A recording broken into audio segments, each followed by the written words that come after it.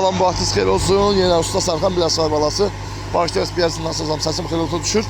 4 kilovat 3 brot, tokumuz 231, İmişli rayonunun Aranlı qəsəbəsi.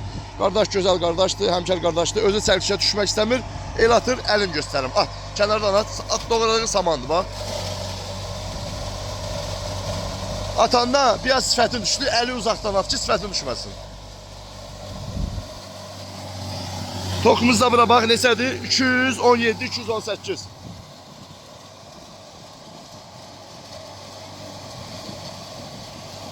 Oraya əli salma. Bura attın ha, bura bax. Attırsa öz aparatı. Oraya əli salmağa ehtiyac yoxdur. Bax, getdi, at yemi, getsin, at yemi.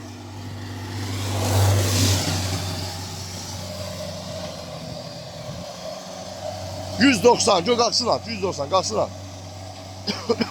4 kilovat, 3000 abarot. 4 təşər, mis sarğı, nol faza, çatdırma qoğaçdan pulsuz, bir zamanət, sonra qiymət 200 manat endirim eləmişəm. Mən kasbın dostuyam və millətin oğluyam, xalqın oğluyam, millətlə dolanmam çünki.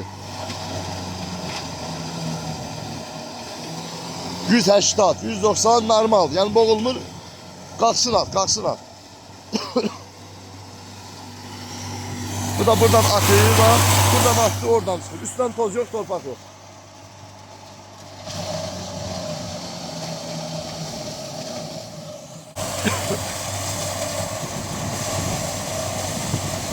Onu biraz yumuşaldı batanda, oradan da pöyü de çıkır da. Yani bilərsən da. 4 kilovat, 3000 abarot, 4 teker misarın ol fazla. İmişlilərin Aranlı qəsəbəsi. O çıxıb saxlı. Bir zamanət, çatdırma pulsuz və bir dənə torpaq keçsin göstərəcəm bir də gedən. Motorusa baxın, bax, 100% kopter, yəni mis sarğı. Motorun üstündən o kopter yazılmayanlar alüminyum da olabilir, amma bu 100% mis, kopter yazılan mis sarğılardır. Maşallah, motorlar da təzə motor, super motor. Bağışlayacağız, biraz azarlamışam, nasıl azarlamışam. Bax, atır buradan doğrayır. Ora bax, qardaş bundan canım qutardı. Yəni bu atkot, matkot söhbəsi qutardı.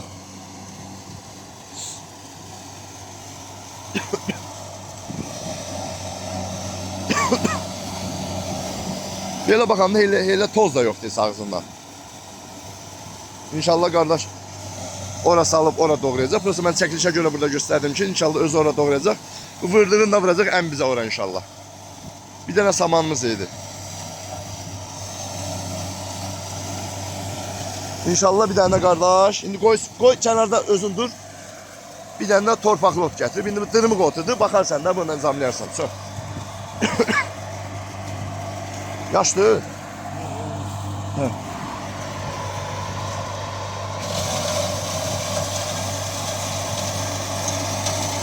Aslında orada torpaq azan çıxa bilər. Otu çox qalın atanda torpaq çıxa bilər.